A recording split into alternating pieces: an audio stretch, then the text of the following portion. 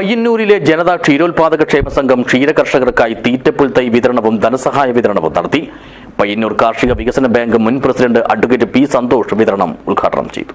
This news sponsored by ഉയർന്ന ഗുണനിലവാരം, തികഞ്ഞ വിശ്വസ്തത, ജനതാ പാൽ. ക്ഷീരകർഷകരിൽ തീറ്റപ്പുൽ കൃഷി പ്രോത്സാഹിപ്പിക്കുന്നതിന്റെ ഭാഗമായാണ് പയ്യന്നൂരിലെ ജനതാ ക്ഷീരോത്പാദക ക്ഷേമ സംഘം ക്ഷീരകർഷകർക്ക് സൗജന്യമായി തീറ്റപ്പുൽ തൈകൾ വിതരണം ചെയ്തത്. ഇതോടൊപ്പം പാലുൽപാദനം കൂടുതൽ ആദായകരമാക്കുന്നത് സംബന്ധിച്ച് ബോധവൽക്കരണ ക്ലാസ് നടത്തി.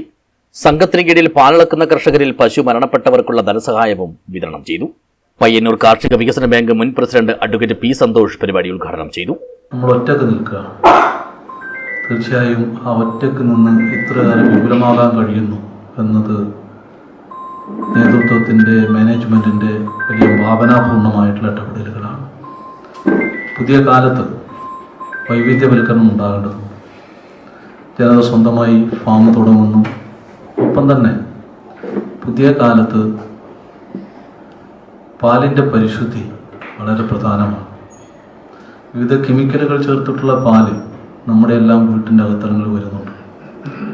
നല്ല കട്ടിയുണ്ടാകുമെന്ന് പറഞ്ഞ് പാല് വരുന്നു, കുറേ ദിവസം നീണ്ടു നിൽക്കുമെന്ന് പറഞ്ഞ് പാല് വരുന്നു.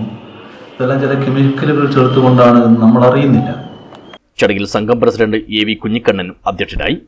കണ്ണൂർ ജില്ലാ Kudumbashree mission coordinator M V ജയനാണ് ബോധവൽക്കരണ ക്ലാസ് എടുത്തത്. E Bhaskaran, T Sreejith, K V Sudhakaran എന്നിവർ സംസാരിച്ചു. സംഘം സെക്രട്ടറി കെ പി പ്രകാശൻ സ്വാഗതവും വി ശശി നന്ദിയും പറഞ്ഞു. News bureau, Cheruvathur.